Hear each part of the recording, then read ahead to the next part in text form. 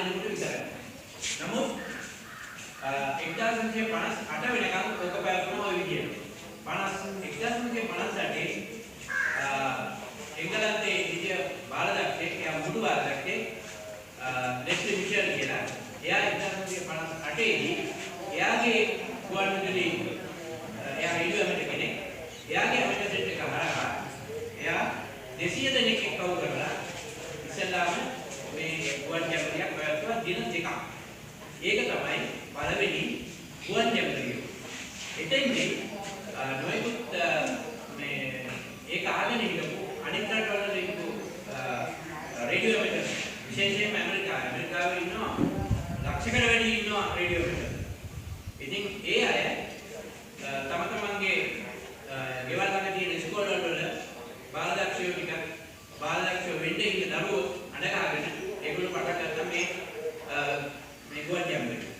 ඒගොල්ලෝ සහභාගී වුණාට පස්සේ ඒ පළවෙනි වතාවට 1958 දී ලක්ෂයකට වැඩි සහභාගී වුණා මේ ගුවන් ජැමරිය. එතෙන්දී මේ තමයි මේ සහතික වුමාරුවක් ඇති වුණේ. මේක සහතික වුමාරුවක් නෙවෙයි. අත් වශයෙන්ම මේකට රේඩියෝ අපේ මේවා කියන්නේ QSL කාඩ් කියලා. එතකොට ඒ කියන්නේ දැන් මම රේඩියෝ ස්ටේෂන් එකක් මගේ තියෙනවා නම් මම කතා කරා නම් තව ස්ටේෂන් එකකට ඒ ස්ටේෂන් එක හා සම්බන්ධ වුණා කියලා මේ අපිට සහතිකයක් වශයෙන් පෝස්ට් කාඩ් එක ප්‍රමාණය පොඩි කාඩ් එකක් තැපැල් කරලා යවනවා. ඒක යවන්නේ ඒ රේඩියෝ ඇමටර්ගේ කෝල් සයින් එක හරහා. හරි? ඉතින් ලංකාවේ තියෙන කෝල් සයින් එක තමයි 4S7. එතකොට එංගලන්තේ G අපිට පටන් ගන්නවා.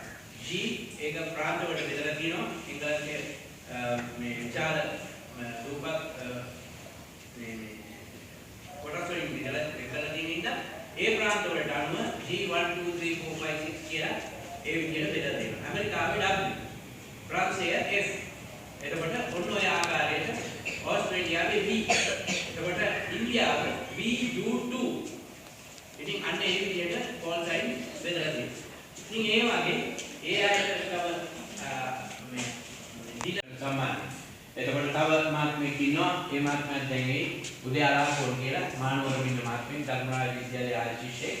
ඉතින් ඒ මාත්මයාට අපිට බොහෝ උදව් කරනවා. ඒ මාත්මයා තමයි මේ ඇන්ටෙනා හැම අපිට ගෙනල්ලා දීලා තියෙන්නේ. ඊළඟට මේ සෙට්සුත් අයිති මේ ගුවන්විදුලි සංගමේ මේ මහත්තුරුන්ගේම පෞද්ගලිකව පාවිච්චි කරන සෙට්ස් තමයි. ඉතින් ඕගොල්ලන්ටත් පුළුවන් මේකට ඔය මේ අපොස සාමාන්‍ය පෙළ උසස් පෙළ කරන ශිෂ්‍යයන්ට ඕගොල්ලන්ට පුළුවන් මේ විභාගය කරන්න. විභාගයේ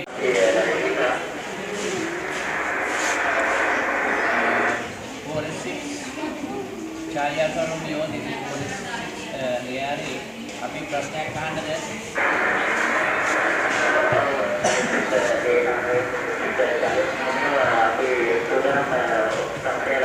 හරි අහන්න ප්‍රශ්නයක්. අක්කා එන්න මොකක් හරි ප්‍රශ්නයක් අහන්න එන්න.